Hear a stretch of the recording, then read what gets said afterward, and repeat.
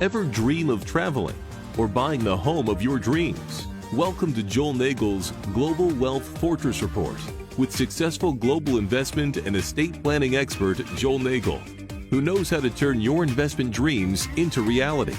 Joel is now making available, absolutely free, a whole new approach to asset protection and estate planning. It's simple, it's smart, and it can be customized either for seasoned investors or for those who want to seriously grow even your most modest assets.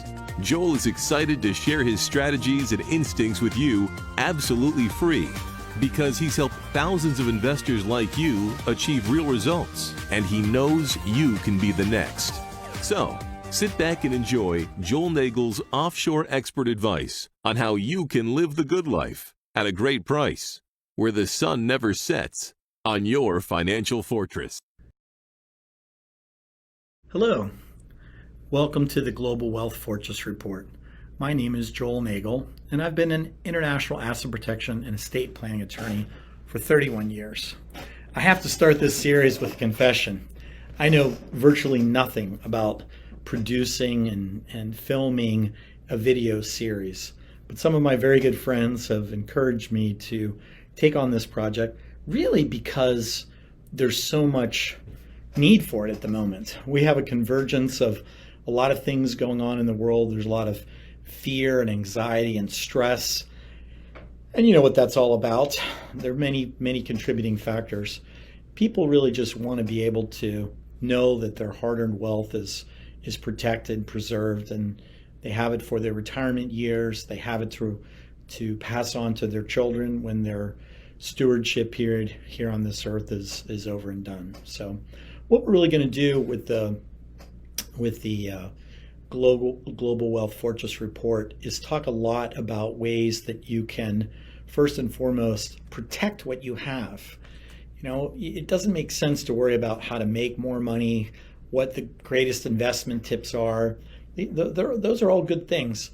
But if you haven't figured out how to protect your money, then you're just like a big open sieve where money's coming in and it's going out as fast as it comes in.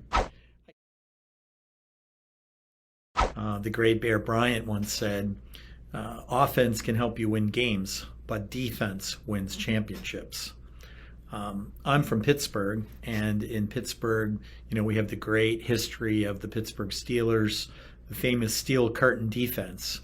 And, when Chuck Noll became the Steelers coach in 1969, he made it a priority to focus on defense first. The first person he drafted was a fellow you've probably all heard of by the name of Mean Joe Green. And Mean Joe was once famously said that, with a good offense, you may win games, but with a great defense, you will win games. And I sort of grew up in that period. I was born in 1965. So in 1974, when the Steelers went to their first Super Bowl IX, I was also 9 years old. And, I'll never forget that Super Bowl. The halftime score, by the way, was 2-0, which is still the lowest halftime score in Super Bowl history. And of course, how do you score 2 points in football?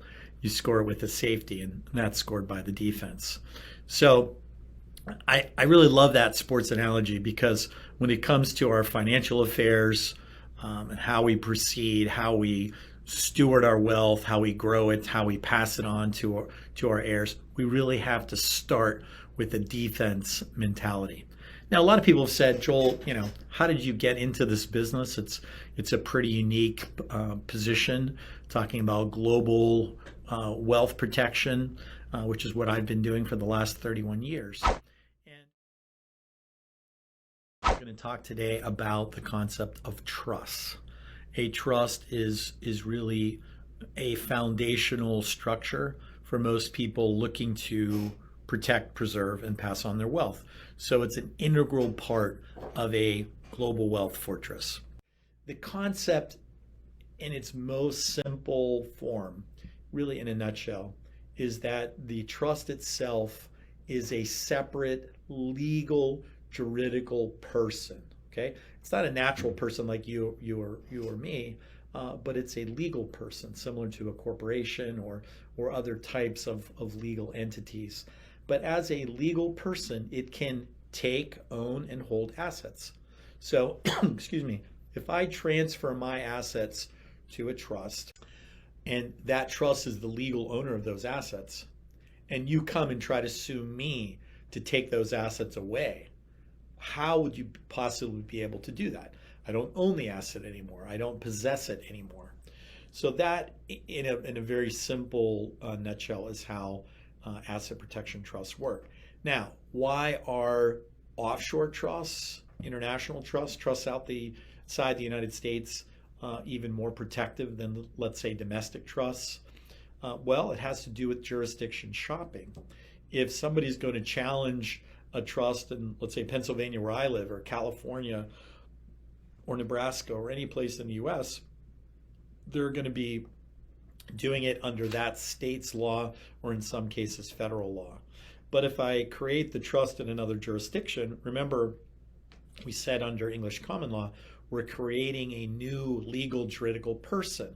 Well, if we create that new legal juridical person in Belize or Liechtenstein or the Cook Islands, then to try to sue that entity, you would have to go to that jurisdiction. So creating a foreign trust is just the most protective step you can take. Today I want to talk a little bit about the specific advantages of utilizing an offshore trust versus a domestic trust. And yesterday I gave a little bit of a background about trusts, where they came from, the fact they've been around for 1,000 years or more. And so, the results that you can expect from a trust, it really is tried and tested, particularly if it's drafted correctly and it's administered correctly. Normally when people are able to attack and go after trusts, it's because it wasn't set up correctly. It wasn't administered correctly. Normally the grantors or people creating the trust maintain too much control over the assets. Okay, as I said yesterday, when you create an asset protection trust, you legally transfer assets from you. You used to be the owner, now you're not the owner. You might be the beneficiary. You might be able to receive a benefit from the trust. Your spouse, your children could also be beneficiaries, but you're not the legal owner. And if a court finds that you really maintain control, then it's as if you are still the legal owner. In other words, the trust is just a sham, that it wasn't really set up properly, administered properly, and that's how trusts are attacked. But the courts that are able to attack trusts are in their jurisdiction. So if I create a trust in Pennsylvania and you attack it, you're going to come to a court in Pennsylvania, and a judge in Pennsylvania is going to decide whether it was properly created, properly administered, whether assets in the trust can be attached or not. But what if I've moved the trust to a different jurisdiction? Let's say I've established the trust in the Cook Islands, for example. Now what? Is a Pennsylvania judge going to have any authority or jurisdiction over the asset? Well, the simple answer is no, right? The situs of the trust is abroad, the assets are abroad, the control of those assets is abroad. And so a Pennsylvania court that would look at that would say, well, we don't have jurisdiction. We don't have in personam jurisdiction, meaning jurisdiction over the person, and we don't have in re jurisdiction. Re is spelled R-E-S. It's Latin, meaning the thing. So we don't have jurisdiction over the person. We don't have jurisdiction over the thing. We can't hear the matter. So now the plaintiff, the potential plaintiff, has to go overseas. They have to go to the Cook Islands. They have to file a lawsuit in the Cook Islands, where the laws are much more protective of these types of trust structures. Now, this type of jurisdiction shopping is one benefit, and it's a very important benefit. You may even think of it as the most important benefit. But it's really only the most important element if you're very, very concerned about lawsuits. But there are many reasons that people create asset protection trusts, and it's not just about lawsuits. It could be about administering assets for a very, very long period of time. Most U.S. states have limitations on how long you can place something in trust. Normally, it's for what's called for a life in being, meaning for a living person, a life in being plus 21 years. So you're talking about leaving assets to your children or your grandchildren. But what if you want to leave assets for your heirs for the next 1,000 years to protect and preserve assets and provide for education, healthcare, maybe money for a down payment on a house, or seed money to start a business? What if that was your goal and objective? Well, if that's your goal and objective, then we would look at jurisdictions where we could do that. We wouldn't look at a U.S. jurisdiction. We would look at a jurisdiction that had very long or infinite periods where you could place assets in trust. So at the end of the last program, we were talking about jurisdiction shopping and why you would want to create a trust outside the United States. We know we live in really one of the most litigious societies in the world. A new lawsuit is filed every 17 seconds in the United States, every minute of every hour of every day. You've all read about the nuisance lawsuits that are out there. We know that certain professions like doctors are disproportionately affected, but all industries. I mean, you remember the story about the woman who spilled hot coffee in a McDonald's drive-through and was able to seek and receive, some pretty substantial awards. So jurisdiction shopping for trusts is really about selecting the jurisdictions that are most protective, that will give you the most flexibility to accomplish your goals and objectives. And two jurisdictions I'd like to just touch on briefly are the Cook Islands, which is a little island chain off the coast of New Zealand in the Pacific, and Belize, which is in Central America. Really, it's just on the other side of Mexico, and really pretty close for those living in the southern tier of the United States. So why do I mention those two jurisdictions? They're both English common law jurisdictions, part of the Commonwealth. Their legal history, flows from the UK the way ultimately most of the US states do, Canada. So it has familiarity to it. But they also have legislatively taken positions that are very different than the United States, particularly when it comes to the creation of trusts. Trusts can be created in both of those jurisdictions without the ability of people to attack them afterwards. In the United States, we have this concept of look-back provisions where somebody can claim even 1, 2, in states like California, it's 3 years. 3 years after you've created a legal structure like a trust, somebody can come back and challenge it and say, oh, you did that to try to evade creditors improperly. Now, whether they win or lose, you're going to have to litigate that matter in the state where it was created. So if I have a trust in California, let's say, for example, that I deliver premature babies for a living in Los Angeles County. Does anybody truly think that you're going to be able to go 3 years without having any kind of lawsuit?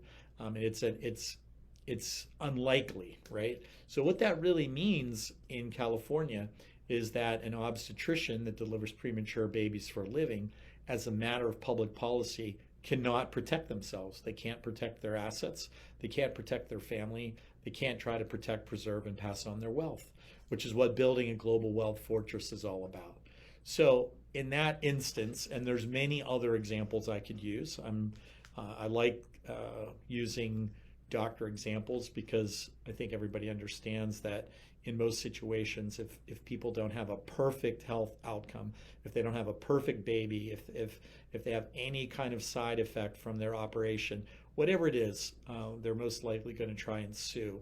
And so doctors really are at the forefront of needing very solid asset protection.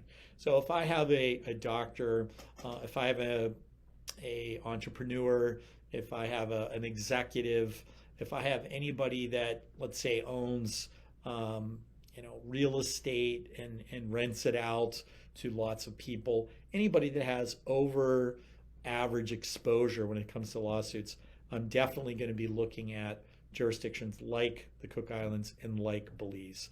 Because once I've created a trust in those jurisdictions and funded it, it's virtually impossible. I won't use the word impossible, but it's virtually impossible for anybody to be able to come out of the woodwork and go after those assets.